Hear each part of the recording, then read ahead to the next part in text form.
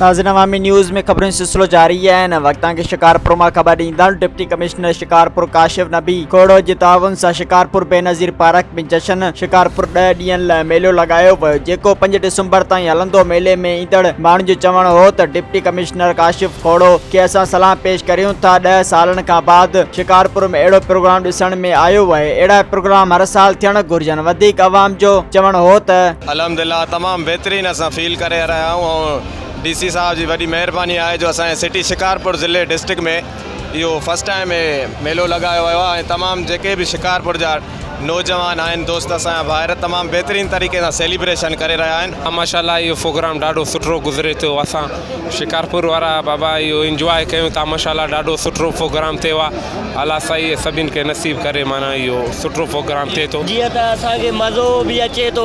Programme थी रहियो आहे हिते शिकारपुर में माशाल्लाह झूला लॻा आहिनि ऐं साईं खे चऊं 2-3 ॿिया अहिड़ा प्रोग्राम आहिनि। माशाल्लाह 5 तारीख़ ते टोपी अजरक डे बि आहे, मतलब कल्चर डे आचर डे असां मतलब उहो बि मल्हाईंदासीं। शिकारपुर में असांखे वॾी ख़ुशी त इहा आहे, मतलब असांजे मेलो लॻो आहे। माशाल्लाह ज़बरदस्त तमामु सुठो प्रोग्राम कयो आहे असां शिकारपुर वारनि जे लाइ। जीअं त ॾिसो था कोरोना जे हवाले सां कुझु माण्हू बाउंड हुया ऐं माशाल्लाह तमामु सुठो प्रोग्राम आहे। नंढा प्यारा ॿार असांजी भेनरियूं ॿाहिरि इंजॉय करे रहिया आहिनि, असां बि इंजॉय करे रहिया आहियूं।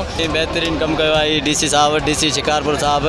अहिड़ा फेस्टिवल हर साल थियणु घुरिजनि ऐं तमामु हिकिड़ो ज़बरदस्त प्रोग्राम थियो आहे शिकारपुर में। उन लाइ असांखे माना ॿार वग़ैरह तमामु ख़ुशि थिया आहिनि प्रोग्राम मां। हीउ प्रोग्राम हर साल थियणु घुरिजे। तमामु बहितरीनु जश्न शिकारपुर असां जेको घुमिया आहियूं असांखे तमामु बहितरीनु वणियो आहे।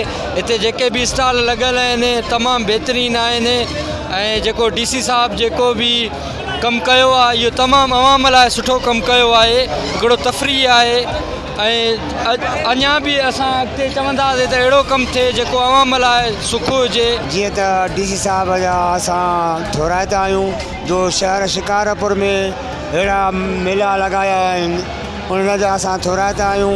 ऐं हिन जेका बि इंतिज़ामिया आहे बिल्कुलु असां वटि टाइट आहे। तव्हां ॾिठो हूंदो अॻ में लेडीज़ शो हुयो, उन में बि सिर्फ़ु 10 सालनि जे ॿार खे इजाज़त हुई, वॾे खे न हुई।